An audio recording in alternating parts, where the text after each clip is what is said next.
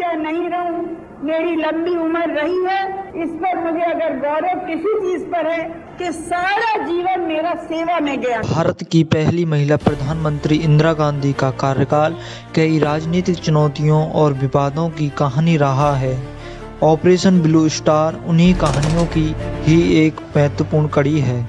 इस कहानी की शुरुआत तो देश की आज़ादी के साथ ही हो गई थी, जब धर्म के आधार पर पाकिस्तान का गठन हुआ। तभी से पंजाब में सिख बहुल क्षेत्र में सिखों के लिए एक अलग देश खालिस्तान बनाने की सुगबुगाहट होने लगी। लेकिन 70 का दशक आते आते यह मांग तेजी से होने लगी। हालांकि शिरोमणि अकाली दल ने इस मांग को अधिक महत्व नहीं दिया। इस वजह से जो खालिस्तान समर्थन में आवाज़ें उठती भी राजनीतिक इच्छा शक्ति के होने की वजह से दब जाती। फिर आता है 80 का दशक। ये वो दौर था पंजाब में कट्टरवाद चरम पर पहुंच गया और इस कट्टरवाद की कथान का अंत हुआ तत्कालीन प्रधानमंत्री इंदिरा गांधी की हत्या से। 80 के दशक में पंजाब की राजनीति में एक दिलचस्प मोड़ आता है और राजनीति के पटल पर उदय होता है एक कट्टर खालिस्तानी समर्थन जरनैला सिंह भिंडरावाले का। जरनैला सिंह भिंडरावाला एक उग्रवादी नेता था। वो 80 के दशक में तेजी से उभरा और जल्द ही हरविंद शाही मंदिर परिसर के अंदर खालसा की सांसारिक अधिकारी की सर्वोच्च सीट पर अपना अधिकार जमा लिया। हरविंद सिंह शाही मंदिर परिसर पर भिंडरावाले का अधिकार प्रत्यक्ष रूप से उसके प्रति सिखों का समर्थन प्रदर्शित करता था। भिंडरावाले के उत्तेजित भाषणों से सिख युवा बेहद प्रभावित थे। भिंडरावाले अपने भाषणों के माध्यम से युवाओं को आतंकवाद की तरफ उकसाने लगा। उस समय की तत्कालीन इंदिरा गांधी की सरकार भी शिरोमणि अकाली दल को हराने के लिए भिंडरावाले का समर्थन कर रही थी। जैसे जैसे पंजाब में भिंडरावाले का प्रभाव बढ़ता गया, वैसे वैसे अशांति भी बढ़ती गई, जिससे कई हिंसक घटनाएं हुईं और भारत सरकार के साथ भिंडरावाले का तनावपूर्ण प्रतिरोध पैदा हो गया। भारत सरकार से मिलने वाली वित्तीय सहायता से भिंडरावाले ने मंदिर परिसर में शस्त्रों का एक बड़ा जरवीरा इकट्ठा कर लिया। पंजाब में तेजी से आतंकवाद बढ़ता जा रहा था। वर्ष आता है 1984।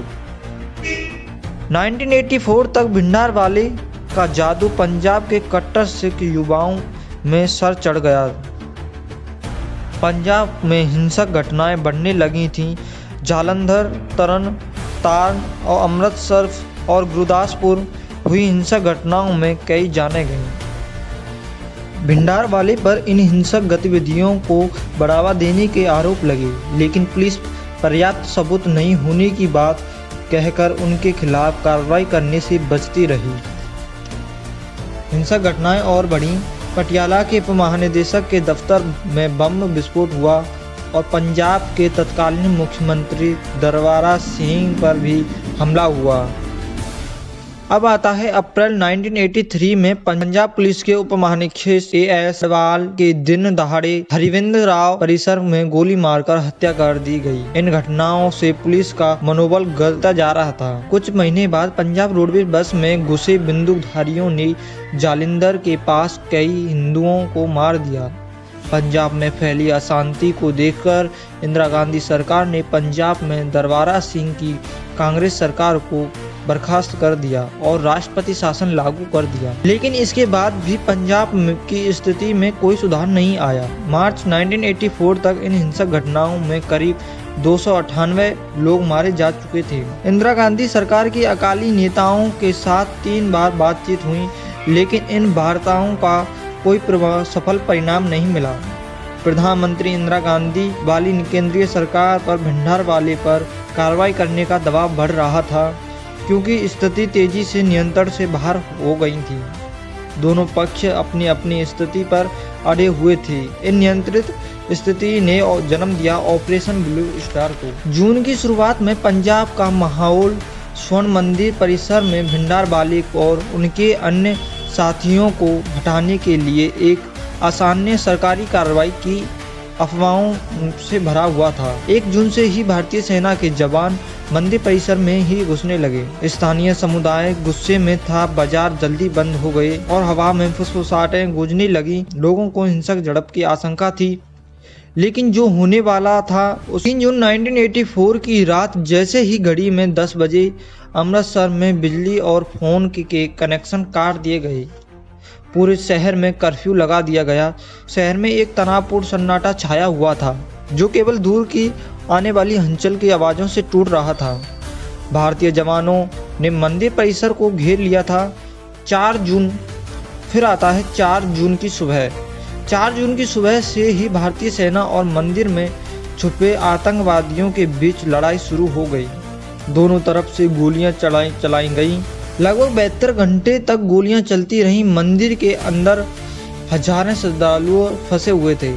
कोई नहीं जानता था कि कौन जिंदा बचेगा और कौन मारा जाएगा।